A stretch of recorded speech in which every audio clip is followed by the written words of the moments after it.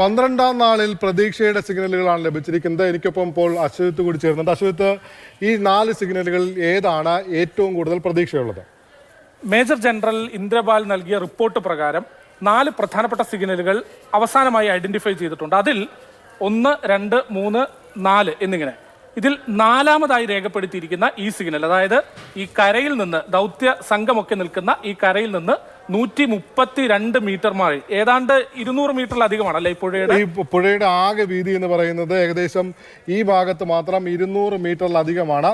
ഇപ്പോഴത്തെ ഈ പ്രളയ സമാനമായ സാഹചര്യത്തിൽ ഇതിന്റെ വീതി എന്ന് പറയുന്നത് ഏകദേശം 250 മീറ്ററിലധികമുണ്ട്. അതിന്റെ ഒത്ത നടുക്ക് എന്ന് പറയാം. 132 മീറ്റർ മാറി ഇവിടെയാണ് ഈ ലോറിയുടെ ഏറ്റവും അനുയോജ്യമായ സിഗ്നൽ. ഒരുപക്ഷെ ലോറിയുടേത് തന്നെ ഏതാണ്ടൊക്കെ പ്രൊഫൈൽ എന്ന് പറയാൻ പറ്റുന്ന സിഗ്നൽ ലഭിച്ചിരിക്കുന്നത് ഇവിടെയാണ്. എന്താണ് ഈ റിപ്പോർട്ടിൽ ആ പോയിന്റ് 4മായി ബന്ധപ്പെടുത്തി പ്രധാനപ്പെട്ട 2-3 കാര്യങ്ങൾ കൂടെ ഇന്ദ്രപാൽ റിപ്പോർട്ടിലുണ്ട്. എന്തൊക്കെയാണ്? അതായത് ഇതിനൊരു ലോറിയുടെ ഒരു പ്രൊഫൈൽ ഉണ്ട് എന്നുള്ളതാണ് ഇതിലെ ഏറ്റവും പ്രധാനപ്പെട്ട ഘടകം.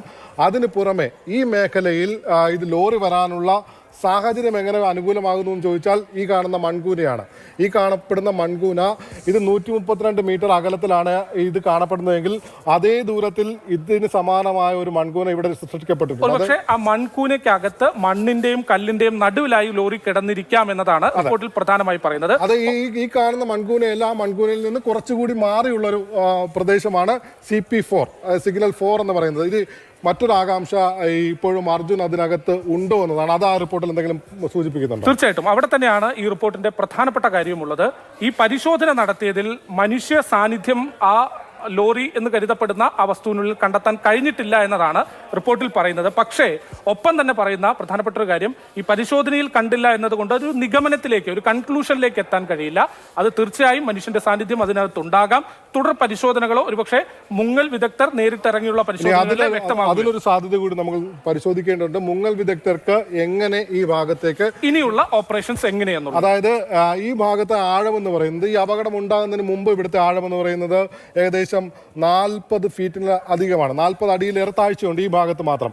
ഇവിടെ ഈ മൺകൂന കൂടി സൃഷ്ടിക്കപ്പെട്ടിട്ടുണ്ട്. വെള്ളപ്പൊക്കത്തിന് സമാനമായ ഒരു സാഹചര്യമാണ്. അതുകൊണ്ട് തന്നെ പുഴയുടെ ജലനിരപ്പ് കൂടുതൽ ഉയർന്നൊരു സ്ഥിതിവിശേഷമാണുള്ളത്. മുങ്ങൽ വിദഗ്ധർക്ക് അങ്ങനെ എളുപ്പത്തിൽ ഇറങ്ങിച്ചെല്ലാൻ കഴിയില്ല.